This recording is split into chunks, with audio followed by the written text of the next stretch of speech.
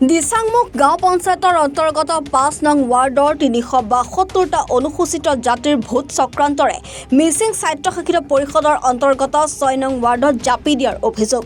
৫ নং ৱাৰ্ডৰ মুঠ ১০২৬জন ভোটাৰৰ ৬০০টা ভোট অনুসূচিত জাতিৰ ভোট।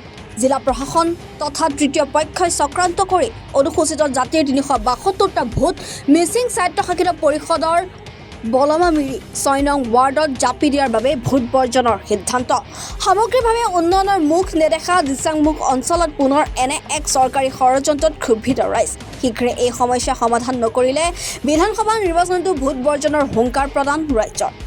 আমাৰ যিটো ৩৭২টা ভোট এইটো ষড়যন্ত্ৰত তৃতীয় পক্ষ কোনোবা জড়িত আছে। আমি গম পাওঁ, আমি আমোলা চৰকাৰী বিষয়া সকলো দুৱাৰে দুৱাৰে ঘূৰিলোঁ, কাৰণ তেওঁলোকক আমি জনাব বিচাৰিছিলোঁ যে আমাৰ গাঁওখনত এইটো এটা পৰিস্থিতি হৈছে।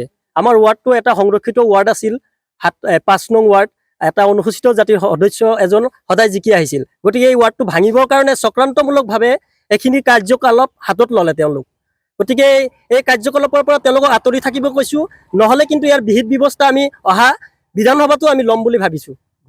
ভোট বৰ্জন কাৰ্যসূচী চলি থাকিব যেতিয়ালৈকে আমাৰ ভোটখিনি ঘূৰি নাহে। আজি অসম চৰকাৰে বা ৰাজ্য চৰকাৰে যি ডিলিমিটেশ্যনৰ সমষ্টি যিটো ডিলিমিটেশ্যনৰ বিভাজন কৰি আনিছে, তাত আমাৰ ক'বলগীয়া একো নাই। কিন্তু আজি তাৰিখত দিচাংমুখ গাঁও পঞ্চায়তৰ অন্তৰ্গত 10টা ৱাৰ্ড আছিলে। সেই 10টা ৱাৰ্ডৰ ভিতৰত ৫ নম্বৰ ৱাৰ্ডটো অনুসূচিত জাতিৰ ৱাৰ্ড আছিল, আৰু সেই ৬০০ ভোটাৰ আছিলে বিজেপিৰ।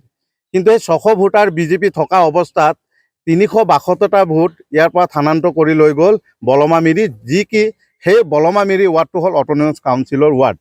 কিন্তু কথাটো হ'ল, আমাক এই অনুসূচিত জাতিৰ যিটো এটা সংৰক্ষণৰ এটা ৱাৰ্ড মেম্বাৰ আছিলে, 15টা বছৰ কাৰ্যকাল কৰি যোৱাৰ পিছতো আজি তাৰিখত যি ষড়যন্ত্ৰ কৰিলে, সেই ষড়যন্ত্ৰৰ বলি আজি অনুসূচিত জাতিৰ লোকে হ'বলগীয়া হৈছে।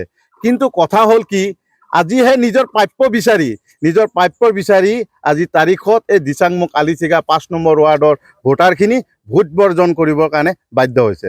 শিৱসাগৰৰ পৰা ৰাতু কুমাৰ দাসৰ ৰিপৰ্ট, এনি ভাৰত 24।